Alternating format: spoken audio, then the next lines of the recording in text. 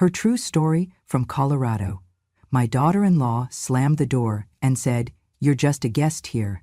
So I packed, smiled, and froze their bank account. She wanted to run the house. I reminded her who funded it. "You're lucky we let you live here," my daughter-in-law hissed, slamming the guest room door so hard I felt the whole hallway shudder. "You don't get a say under our roof." I remained seated in the living room, the armchair where I had painted fresh white baseboards with my own hands the first day they moved in. That chair held the weight of decades, surgeries, hospital shifts, whispered prayers for my late husband, and now it felt heavier than ever beneath me. After my husband passed from cancer 2 years ago, I packed up what little I had left and drove to Colorado, offering to move in with my son and daughter-in-law. They had just had their second child, a healthy little girl who still smelled like warmth and hope. I thought living with family again would bring comfort. I thought helping with the grandkids, preparing meals, and sharing the bills would be a balm for all of us. I never expected to become a guest in my own home. I had always paid my share. I used my nurse's pension to cover groceries, utilities, medical bills, everything I could spare. I volunteered to pay for preschool tuition when they faced tuition hikes, and I handled the increased electricity and gas costs during the brutal Colorado winters. I never asked for anything in return. Not a thank you, not even acknowledgement. I thought family worked that way. You give until it hurts, and you keep giving. At first, everything was as I hoped. I was the caretaker, the wise grandmother with jokes and warm hands. The kids laughed when they saw me, my daughter-in-law smiled politely, and my son called me Mom, the way he always did. But slowly, the warmth receded like a tide pulling out to sea. Comments stopped being polite and began to sting. "Mom, you left the garage door open again," my daughter-in-law snapped one day. I mumbled my apology, then moved the pickup inside without another word. A week later, I found my framed family photos, moved to a corner shelf, labeled Mom's Keepsakes. The tone shifted more. They started doing things without me, making meal plans in a group chat I was removed from, hiring a housekeeper when I offered to clean, even enrolling the kids in camps without so much as a mention. My presence, once valued, began to crumble into inconvenience. "I thought you said you were staying temporarily," she said last month as I served cinnamon rolls in my softest voice. "We need the guest room for the storage or my craft corner." She flashed a tight smile I did not appreciate. "You should get your own place." I did not answer. I only pushed back my chair and carried my plates to the sink as quietly as I could. Then, this morning came. I was preparing oatmeal and fresh fruit for the kids, my usual routine, when I heard their voices through the hallway. I did not mean to eavesdrop, but it was hard not to hear when she screamed it so loud. "You're lucky we let you live here," she hissed, her hand slamming the guest room door. "You don't get a say under our roof." That sentence echoed. You don't get a say. You're lucky. The fault lines of my heart shifted. I carried the bowls of oatmeal into the dining room, placing them carefully while my grandson and granddaughter stared up at me. They still treated me like their grandma. They smiled, they thanked me, they believed I belonged. But where did I truly belong? I turned to my son later, the one whose first word I heard, whose first steps I cheered. His face had the same eyes, but today there was something different. A hesitance, a guilt that vanished when he glanced at his wife. "I am sorry," he said, looking away. "I did not mean," she interrupted, perched on the couch with her silenced phone and clipped posture. "Let's just let her stew. She will get it eventually." And just like that, they dismissed me. I was no longer Mom. Not really. I had become someone they tolerated, someone whose money they spent, but whose presence they despised. A half hour later, I sat in my old chair, my hands folded in my lap like a soldier, preparing for orders. I thought of my husband. I thought of the home we built together.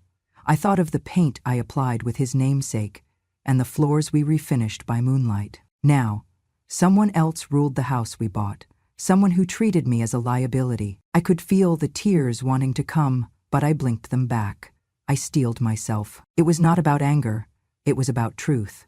It was about remembering that while names could be removed, contributions could not be erased. I rose slowly. The chair creaked in protest.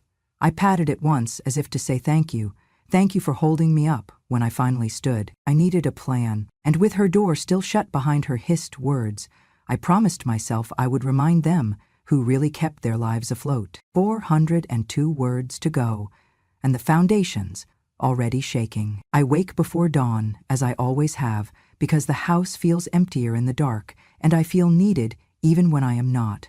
I slip into the kitchen in my slippers, pulling on an apron that still fits me from 5 years ago. I light the stove and start chopping vegetables. Carrots for the stew, spinach for the quiche, apples for oatmeal. I set the coffee pot to brew and place bowls and spoons on the counter. I do this every morning, without complaint, because feeding my family feels like my purpose. I bring the ingredients downstairs, stir the oatmeal with a wooden spoon, and fill the kettle with hot water for tea.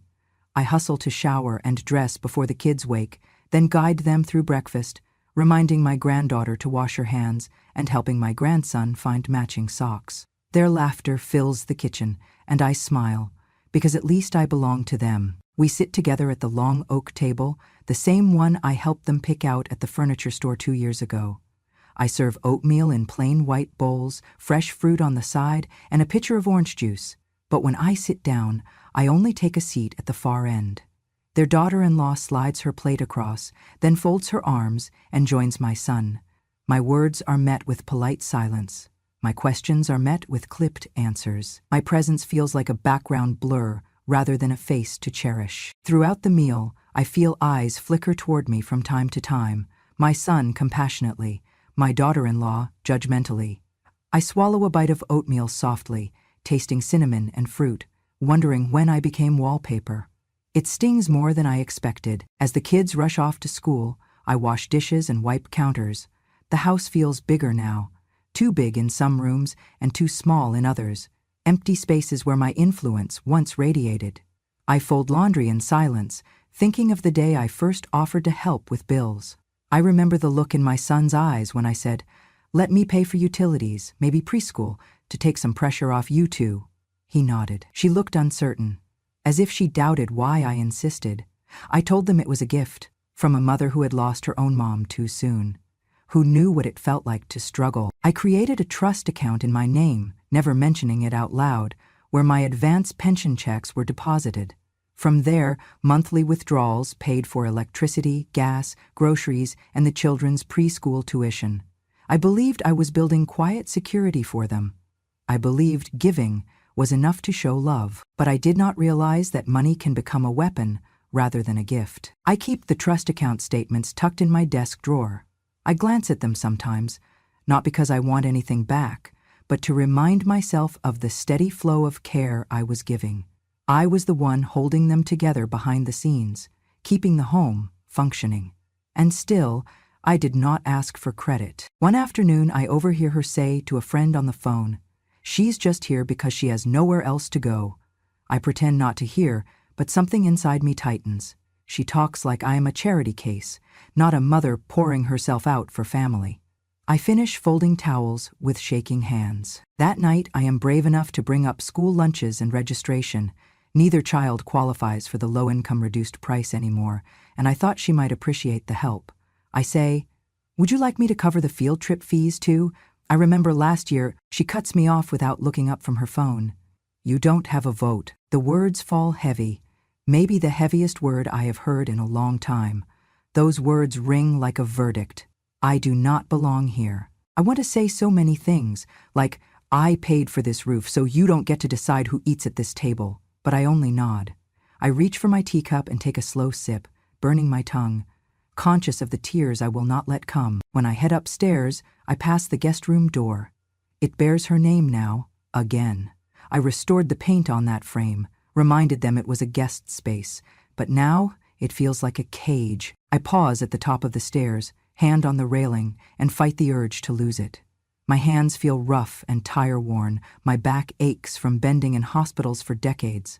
I think, in that moment, she could never stand a day of my past life. She could never handle the days I spent bleeding over paperwork, nights I spent watching dying patients, and yet she has the audacity to say I have no vote here, when I funded the life you have built. I hold my breath and remind myself of the promise I made this morning. I will not cry. I will not beg. I will not shrink. I will find a way to remind them I matter. I close my eyes, picture the trust statements again, the names, the approvals, the stamped receipts, and I realize I might soon have to use them. Because giving silently has not worked. Doing my part quietly has been twisted into them casting me as a charity case. I realize, with a slow burning pain, that I am not just holding a family together. And this morning, they reminded me I had none. Maybe it is time they remembered I still have everything, including the power to begin again. I first noticed the labels on the yogurt containers. For John only, kids' lunch. Do not touch. Do not eat, mine. The Sharpie ink was still fresh, like a warning freshly posted. My hands hovered above the shelf, wondering if the strawberries I washed and sliced that morning would be labeled next. I shut the fridge door slowly and leaned on the countertop, trying to process the message without reading too deeply into it. But the meaning was clear. They were drawing lines. At first I brushed it off. Maybe it was about organization. But the next morning I opened the fridge to find my apples had been moved to the bottom drawer and my milk replaced with almond milk I never bought. When I reached for eggs, there was a sticky note taped to the carton. Please use your own groceries. Later that day, my daughter-in-law approached me with a rehearsed tone, smiling like she was delivering good news. I think we should all start buying our own food just to be fair, she said, emphasizing the words like they were diplomacy. To be fair? I echoed, setting down the sponge I had been using to scrub their stove. Yes, she replied, folding laundry she had left on the couch for days. We all have different preferences and budgets. It just makes more sense. I said nothing. I simply nodded and wrote bread and milk on a notepad I kept tucked in my room. My room. Not a shared room, not a family space. Just mine. Like I was a tenant in the house I helped build. The next week, the dynamic changed. I had a separate shelf in the pantry and a designated drawer in the fridge. I began marking my items too, not out of pettiness, but out of necessity. And with every label, I felt myself disappearing. Inch by inch, cupboard by cupboard. Then came the text thread. I had always been part of the family group chat, used mostly for coordinating soccer practices, birthdays, school pickups. I noticed I had not received any new messages for days. Curious, I asked my son if there was anything I needed to know about the kids' camp sign-up. He looked confused. I thought we talked about that last night. I stared. I wasn't there. He scrolled his phone, then paused. Oh, it must have moved to the new thread. What new thread? He looked away. The one just for the three of us. It's easier for scheduling. So now I was not even part of the family calendar. I was not a vote. I was not a voice. I was an afterthought. I overheard them making weekend plans I was never told about. I'd hear the front door open and close and look out the window to see them pulling out of the driveway with the kids, dressed for something festive. Birthday parties, dinners, day trips. I was never invited. No one even bothered to lie about why. I started eating meals in the living room, not at the table anymore. I did not want to sit at a table where people whispered about my presence, where my food was separate, where my conversation felt like a door they could not wait to close. The living room used to feel like mine too. I had picked out the curtains with my son. I had sewn the cushion covers myself when they could not afford a new couch. Now my favorite armchair was always occupied by her throw pillows and laptop. My blanket went missing one day. Later I found it in the dog crate. Then, one chilly afternoon, I forgot to shut the garage door. It was an honest mistake. I had brought in groceries, my own of course, and must have hit the wrong button. The groceries were heavy and my back had started to act up again. But that night, she came in fuming. "Do you realize the garage door was open all afternoon?" she snapped. "I'm sorry," I said quietly, standing near the sink. "Anyone could have walked in. Are you trying to get us robbed?" "No, it was a mistake." "It always is with you," she snapped, voice rising. "It's always a mistake. You forget things. You slow us down. You eat our food. You crowd our space." I opened my mouth, but she raised her hand, not to hit me, God no, but to silence me. "You're just a guest here," she said through clenched teeth. "Not family." And there it was again, guest. The word cut deeper this time. It was not frustration. It was truth, as she saw it. I was not a mother-in-law, not a grandmother, not a contributor. I was a burden in her home. I did not reply. I walked into the living room, sat on the couch, and stared at the family photo on the mantel, the one where I stood behind them, hands on their shoulders, the proud matriarch. I looked at my own smile in the photo and realized it had been a long time since I saw her in the mirror. I sat there until the house went quiet, and I thought, not for the first time, about the account in my name. The one that fed this house, warmed it, kept the lights on. I had never wanted to use it as leverage, but maybe they needed a reminder of who really made this house a home. I spent the entire morning at the kitchen table with papers spread out before me like a battlefield map. It had been a long time since I looked through my records, but the folders were still there, tucked neatly in the second drawer of the old oak cabinet I had moved from my old home. I had kept everything, every deposit slip, every signed agreement, every letter from the credit union. My husband had taught me that paper was power, and I had not forgotten. I found the folder labeled Trust Account Marjorie P. It was thick, heavier than I remembered. I pulled out the most recent statements, reading line by line.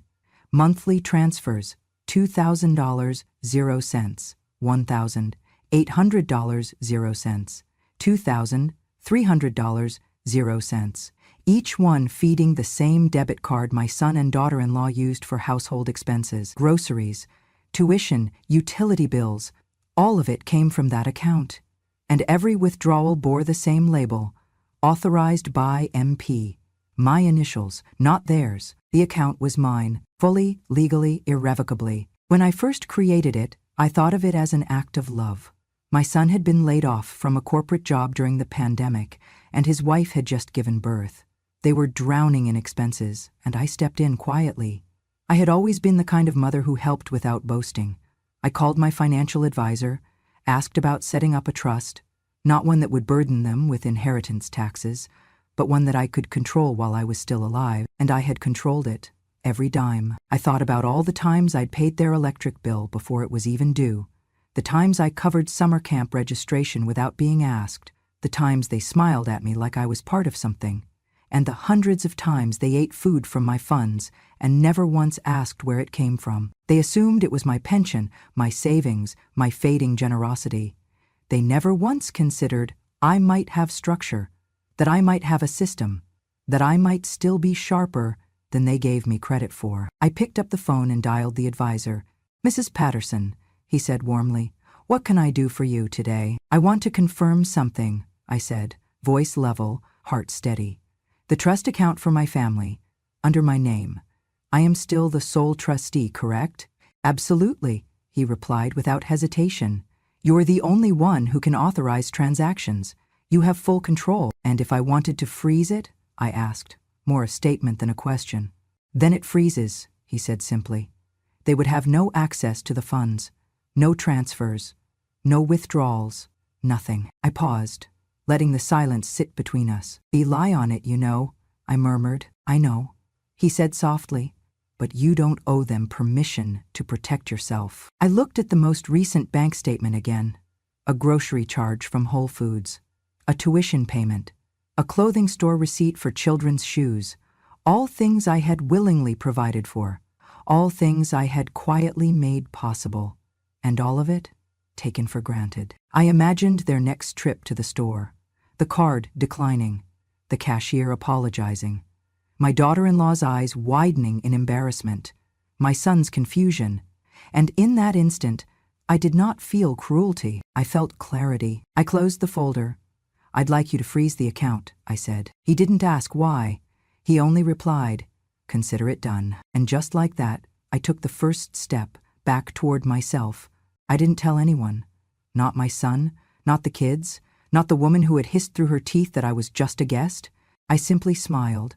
That quiet kind of smile that knows something no one else does. That afternoon, I brewed tea, folded laundry, and baked a peach cobbler for the kids' afternoon snack. One last gesture from the woman they thought they could disregard.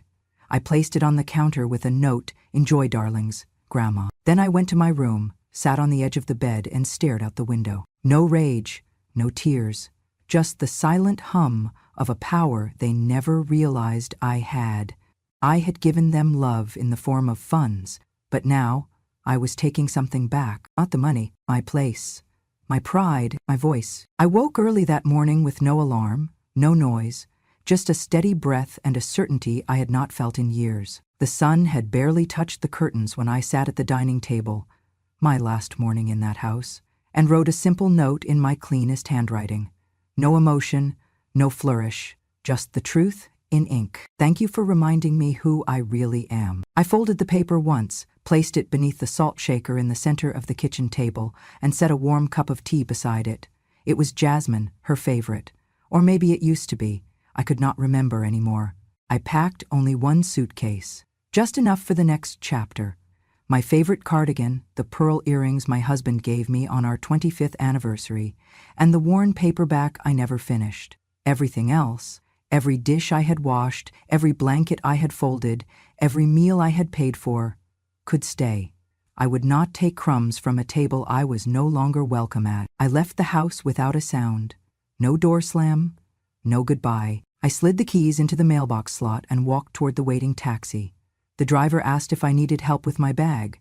I smiled and said no, it was light, much lighter than I expected. 2 hours later, I was unlocking the door of a one-bedroom apartment tucked in the edge of Colorado Springs, with views of the hot springs just a few blocks down. A place I had quietly purchased 5 years ago with part of my inheritance, not out of distrust, but out of wisdom. A just-in-case plan. I never thought I would need it, but I was glad I did. The apartment smelled of pine wood and clean floors. Empty, but not lonely. I opened the windows and let in the cool morning air. I sat at the table and watched the light pour across the floorboards, unbothered and free. The silence felt different here. It felt like mine. For the first time in years, I didn't hear footsteps rushing upstairs or voices behind closed doors. I didn't hear whispers about my forgetfulness or irritation when I asked to be included.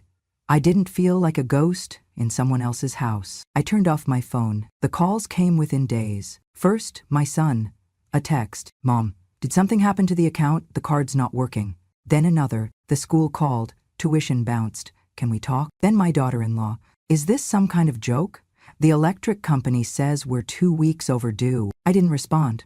Not because I wanted revenge, not because I enjoyed watching them flail, but because I had nothing left to say that they were ready to hear. They had made it very clear I was just a guest. Guests do not get emergency calls. Guests do not carry burdens. Guests do not hold the power to destroy or save. But I had never been a guest. I had been the quiet current beneath their comforts, the invisible spine of their stability. And when I walked out, the whole body trembled. A week after I left, they received a formal notice from the bank. No funds available. A second notice from the school. Your child's tuition payment has failed. Immediate resolution required. And finally, the utility company. Your account is now past due. Electricity services will be suspended if not paid within 48 hours. It happened faster than even I expected, not because I wanted it to, but because they had come to rely so blindly on what I provided that they never built anything of their own. I had made it too easy, too warm, too safe. They had forgotten the hands that held it all together. So when those hands let go, they fell. I sat on my balcony that evening, a cup of warm tea in my hand, watching the sky darken over Colorado Springs. I thought of my grandchildren. I missed their laughter. I missed their sticky fingers and sleepy hugs. But I would not go back, because if I did, I'd be returning not as a mother, but as an enabler. They needed to learn, and I needed to live. In the peace of that moment, I breathed deeply and smiled, not out of bitterness, but out of truth. I had left quietly, but the silence I left behind was deafening. They unraveled faster than I expected. A week after I froze the trust account, the texts turned frantic. My son sent message after message, each more urgent than the last. Mom, please call. We're trying to figure this out. Can you just explain what's happening? She may shut off the Wi-Fi today. Then came the emails, pleading, justifying, apologizing. But I did not reply. I had spent years replying. Years of accommodating, of softening my words, of shrinking to make space for people who needed my money but not my voice. This time, I let the silence speak for me. From what I heard through friends and neighbors, the house I left behind was no longer warm. The pantry was bare. The fridge, once full of labeled containers and store-brand milk, now held only ketchup, an expired carton of eggs, and the last of the almond milk my daughter-in-law once told me to stop drinking. She lost her job 2 weeks in, Something about too many missed deadlines and not enough childcare. My son took up temporary work, mowing lawns, hauling trash, anything that paid by the hour. He used to wear a tie every day. Now he wore blisters. A neighbor I used to walk with called one morning just to talk. She said, "I saw her yesterday, your daughter-in-law." She was in the driveway yelling into her phone, like someone stole her whole life. I almost laughed, because in a way, they had stolen mine first. The kitchen that once smelled of cinnamon and morning pancakes now sat cold. The oven was rarely used. The dining table was empty. She used to slam that guest room door like punctuation on every argument. Now, she left it open, hoping maybe I'd walk back through it. But I would not, because I was no longer the woman in the background, no longer the free babysitter, no longer the one cooking in silence while being spoken of in whispers. I was gone, completely. I had not blocked them. I had simply stepped out of reach. One rainy Tuesday afternoon, a message came through. Just 3 words. "We need you." A few hours later, another. "Please come back. I'm sorry." And then, one final voicemail. Her voice, shaken but trying to sound composed. "Marjorie, I know we said some things we shouldn't have. I know we were unfair. But we need help. The kids need stability. John's working late every night. And well, it's hard. Please, can we talk?" I played it twice, then deleted it, because something in her voice still sounded like she thought she could fix this with words. But it was not her words that built that house. It was not her effort that kept it warm. It was mine, and I was done pretending otherwise. She thought I was a guest, but I had been the foundation. And when I walked out, the whole house remembered who had kept it standing. My mornings are quieter now. Not the kind of quiet that aches, but the kind that feels like a soft exhale after holding your breath for too long. I brew a pot of Earl Grey each day at 7 sharp. I sit by the window of my little apartment, watching the steam rise from my mug. And for the first time in years, no one needs anything from me. No one's asking what's for breakfast. No one's handing me a grocery list or barking a passive-aggressive thanks as they rush out the door. It is just me and peace. The days stretch gently now. I read the books I never finished, the ones that gathered dust while I was busy being useful or feeling useful. I've started writing again. Nothing serious, just letters to myself, little reminders that I am still here and still whole. Sometimes I take walks down to the hot springs, the sound of water trickling over rocks, a simple melody reminding me that everything flows eventually, even pain. I joined a group at the local rec center. Women retired, resilient, and ready. We meet twice a week for tea and discussion. Most of them are widows like me, women who poured their lives into families, only to find themselves emptied in return. We talk about grown children who forgot, husbands who took but never taught, and the strange silence that comes when you realize you're no longer needed, not for support, not for purpose, just existence. There is something profound in our collective vulnerability, a poignant reassurance that we are not alone. A shared knowingness passes between us when our stories spiral beyond explanation, but yet demand to be heard. But we also laugh, loudly, with unexpected joy. Some of the ladies call me Grandma with the last laugh. I do not mind. I earned it. It took time, but goodness did I earn it. We giggle over shared memories. The bad haircut a daughter threw a tantrum over, the disastrous casserole that burned to the bottom of the pan, the husband who thought a blender could solve all problems, and how we secretly enjoyed the chaos more than we'd admit. Sometimes I help them review their wills, their savings, their legal documents hidden away in kitchen drawers and shoeboxes. I show them how to check who really owns their house to ensure their names are on the deed. I remind them to keep the original titled documents in a safe place, not on a shelf gathering dust. We talk about reading the fine print, about never assuming love will automatically protect you when illness, death, or greed knock at the door. I let them cry, and I hold their hands through the realization that betrayal can be clothed in familiarity. One woman cried when she realized her son had forged her signature to refinance her house. Another smiled through tears as she shredded the joint credit card her daughter kept maxing out. We call those moments Taking Back Tuesdays, because sometimes justice is not found in courtrooms filled with lawyers in suits. It is found in quiet afternoons with a shredder and a witness, when your own trembling hands decide enough is enough. I do not hate my son. that love never completely goes away, even when it is tested, even when it wavers. It is love shaped by decades of lullabies, bandaged knees, college essays crammed titled "Why Mom is the Best," and tearful goodbyes at the airport. I do not hate my daughter-in-law either, although I admit there were days when I questioned whether her kindness was genuine or performative. But I no longer offer myself on the altar of being liked. I am not here to be accepted. I am here to live. I gave too much for too long. It was the kind of giving that meant saying yes when I wanted to say no, that meant putting their needs ahead of mine day after day until my own mirror reflected a stranger. But when I finally stopped giving without boundaries, when I pulled my voice back, I did not lose them. In fact, I found the woman who once held dreams of writing a book, the one who hated wasting time and cherished quiet solitude, the one who missed the sound of her own heartbeat, not someone else's deadlines. She was there, hidden behind decades of duty and expectations. If I could whisper to that woman, the one washing dishes at 2 a.m., the one poring over furnace bills and life insurance forms, I would say, yes, you matter, even when no one says so, especially when no one says so. So now I spend my mornings calmly, my days deliberately. I meet friends for poetry readings at the library. I sit for hours by the old oak tree in the park, sketching lines on a notepad. I volunteer at the senior center, helping with the lunch program or just offering company and conversation to women whose names I may not remember, but whose smiles I never forget. I have learned that retirement is not an ending, it is a new beginning, a chance to rediscover who you are when no one is asking you to be anything. One afternoon I hosted my first proper dinner here, with simple dishes, roasted vegetables, a harvest salad, store-bought bread. I invited 2 ladies from the group and another neighbor I met at the coffee shop. We laughed so much I needed help cleaning up, the table echoing with conversation, ringing with connection.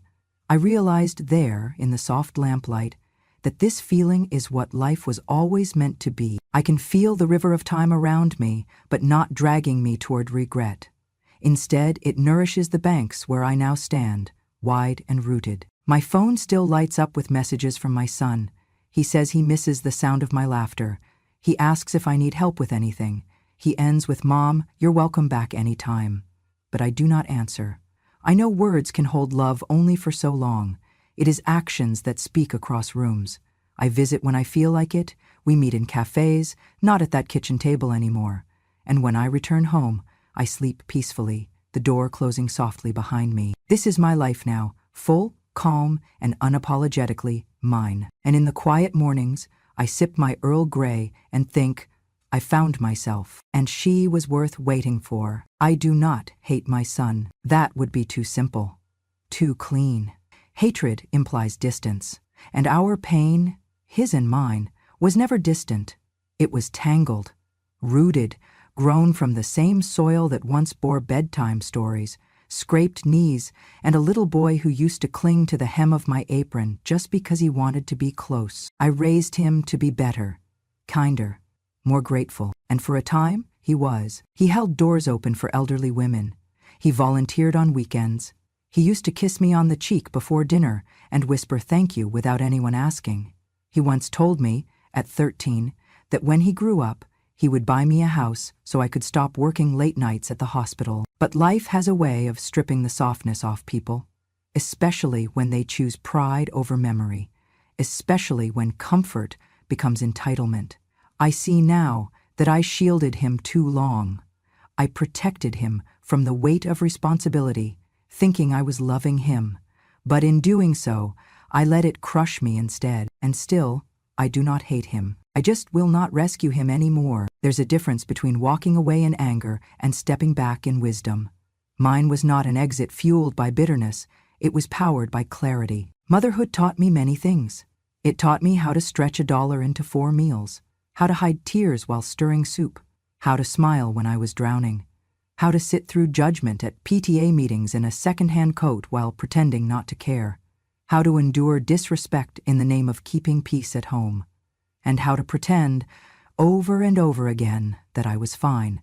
But the most important thing motherhood taught me, when to let go, because when your hands are always holding someone else up, you forget what standing feels like. You bend so often you forget you were ever upright. To the women who might hear this someday, the mothers, the grandmothers, the wives, the caregivers, this is for you. Do not let them turn you into a stranger in the house you helped build. Do not let their comfort become your prison. Do not give and give and give until you vanish into the walls, nothing more than a whisper at the edge of their busy lives. Keep your name on the deed. Keep your name on your dignity. And when they start calling you bitter or difficult or dramatic, remember, they only say that when you stop handing them everything. They will call you selfish the moment you stop being selfless for their convenience. When they forget who taught them how to hold a spoon, how to fold a shirt, how to comfort a child, remind them, not with lectures or pleading, but with silence, not rage, not vengeance, just the quiet truth of your absence. Because some lessons are only learned in the echo of a door closing behind you. I used to stand in that kitchen like a shadow, cooking meals for people who no longer looked me in the eye.